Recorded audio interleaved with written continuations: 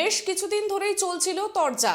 এক সংবাদ মাধ্যমকে বিচারাধীন মামলা নিয়ে সাক্ষাৎকার দেওয়ায় নিয়োগ দুর্নীতি মামলা থেকে সরানো হলো কলকাতা হাইকোর্টের বিচারপতি অভিজিৎ গঙ্গোপাধ্যায়কে। বিচারপতি গঙ্গোপাধ্যায়ের এজলাস থেকে সরল নিয়োগ দুর্নীতি সংক্রান্ত সব মামলা। এবার থেকে আর নিয়োগ দুর্নীতি সংক্রান্ত কোনো মামলার বিচার করতে পারবেন না বিচারপতি অভিজিৎ গঙ্গোপাধ্যায়। সুপ্রিম কোর্টের প্রধান বিচারপতি ডিওয়াই চন্দ্রচূড় এই নির্দেশ দিয়েছেন বৃহস্পতিবার। মামলার শুনানি এখনো চলছে। সোমবার থেকে এই মর্মে রেজিস্ট্রার জেনারেলকে হলফনামা দিতে হবে সুপ্রিম কোর্টে। সুপ্রিম কোর্টের প্রধান বিচারপতি ডিওয়াই চন্দ্রচূড়ের পর্যবেক্ষণ, যেহেতু বিচারাধীন মামলা নিয়ে কোনো সাক্ষাৎকার দিতে পারেন না কোনো বিচারপতি, তাই সংবাদ মাধ্যমে সাক্ষাৎকার দেওয়ায় বেঞ্চ বদল করা হলো নিয়োগ সংক্রান্ত যাবতীয় মামলার। টিভি চ্যানেলকে দেওয়া সাক্ষাৎকারের অনুবাদ খতিয়ে দেখেই এদিনের এই সিদ্ধান্ত ভারতের প্রধান বিচারপতির বেঞ্চের।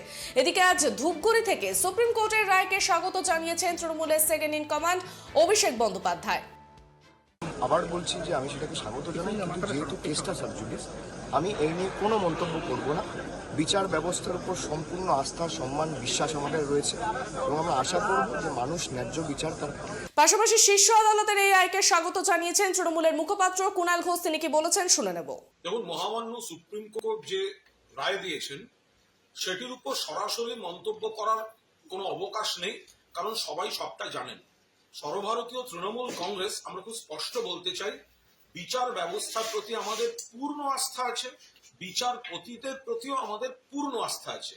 একজন বিচারক বা একজন বিচারপতি কোনো মামলায় তিনি যা সিদ্ধান্ত নেবেন তার বিষয়, আইন নিয়ে আমরা কথা বলতে চাই না, বিচার নিয়ে কথা বলতে চাই না।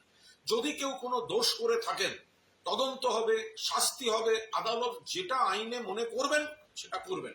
কিন্তু এই বিচারপতি গঙ্গোপাধ্যায়ের ক্ষেত্রে আমাদের একটা অভিযোগ ছিল যে উনি নির্ধারিত মামলার প্রসঙ্গের বাইরে গিয়ে রাজনৈতিক উইশ লিস্ট দিচ্ছেন। তিনি নির্দিষ্টভাবে একটি দল এবং দলনেতা নেত্রীদের বিদ্ধ করছেন, সেটা আইন বহির্ভূত ভাবে। তিনি যেভাবে জনসমক্ষে তার উইশ লিস্টের কথা বলছেন, যে ধরনের সংলাপ দিয়েছেন, সেটা রাজনৈতিক পক্ষপাত দুষ্ট, তার ভেতরের কথা বেরিয়ে পড়ছে। হয় তিনি বিরোধীদের উৎসাহিত করছেন অথবা বিরোধীদের দ্বারা প্রভাবিত হচ্ছেন। তো আমরা সেই ক্ষেত্রে একটি ব্যতিক্রমী প্রতিবাদ রেখেছিলাম। এর বাইরে বিচার ব্যবস্থা, বিচারকদের প্রতি আমাদের পূর্ণ আস্থা, জাস্টিস গঙ্গোপাধ্যায়ের প্রতিও আমাদের সম্মান, পূর্ণ আস্থা আমরা আবার জানালাম। মহামান্য সুপ্রিম কোর্ট যে রায় দিয়েছেন সেটা আইনের এবং এই গোটা প্রেক্ষিতে ন্যায় বিচার হয়েছে। সংশ্লিষ্ট মামলায় যে বা যারা কোনো অন্যায় কাজ করছেন অভিযুক্ত, তারা যদি শাস্তি পান, তাদের বিরুদ্ধে তদন্ত হয়, তৃণমূল কংগ্রেস তাদের ডিফেন্ড করতে যাবে না। কিন্তু মামলাকে কেন্দ্র করে বৃহত্তর আঙ্গিকের রাজনৈতিক উদ্দেশ্য প্রণোদিত উইশ লিস্ট যদি কোনো ব্যক্তি কোনো সম্মানীয় চেয়ারে বসে চেয়ারকে মিসইউজ করে তিনি দেন, সেক্ষেত্রে আমাদের প্রতিবাদ করার তো একটা অধিকার রয়েছে, নাগরিক হিসেবেই অধিকার রয়েছে। আমরা শুধু সেই প্রতিবাদটুকুই করেছিলাম। বিচারাধীন মামলা নিয়ে টিভি চ্যানেলের সাক্ষাৎকার। সুপ্রিম কোর্টের নির্দেশে বিচারপতি অভিজিৎ গঙ্গোপাধ্যায়ের এজলাস থেকে সরানো হলো নিয়োগ দুর্নীতি মামলার সব বিচার। এদিকে এই রায় অত্যন্ত দুর্ভাগ্যজনক বলে মন্তব্য করেছেন বিজেপির রাজ্য সভাপতি সুকান্ত মজুমদার। পাশাপাশি মন্তব্য করেছেন অগ্নিমিত্রা পল। তারা কি জানিয়েছেন শুনে নেব। দেখুন, এই রায় অত্যন্ত দুর্ভাগ্যজনক। পশ্চিমবঙ্গের মানুষ আশাহত হয়েছে এর ফলে, কারণ পশ্চিমবঙ্গের মানুষ তাকে মহামান্য বিচারপতি জাস্টিস গাঙ্গুলি যে করাপশনের বিরুদ্ধে লড়াই, এই লড়াইকে বাংলার মানুষ অত্যন্ত ভালো চোখে দেখেছেন এবং বাংলার মানুষ চাইতেন যে তিনি এইভাবে লড়াই করে যান করাপশনের বিরুদ্ধে। কিন্তু সুপ্রিম কোর্টের রায় আমাদেরকে মানতে হবে। সুপ্রিম কোর্টের রায়ের বিরুদ্ধে কিছু বলারও এখতিয়ার আমাদের নেই।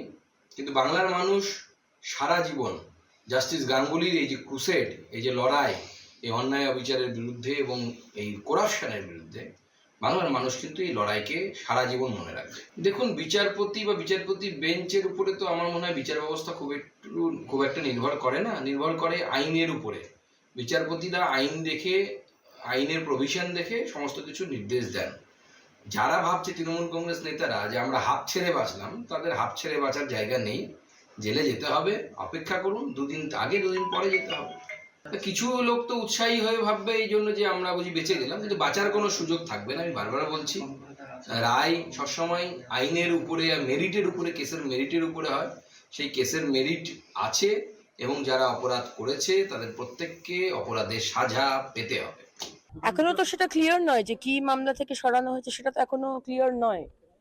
কিন্তু দেখুন, যদি নিয়োগ মামলা থেকে সরানো হয়, তাহলে আজকে মাননীয় বিচারপতি অভিজিৎ গঙ্গোপাধ্যায় যে কাজটি বাংলার মানুষের জন্য করে দিয়ে গেলেন, তিনি চিরস্মরণীয় হয়ে থাকবেন।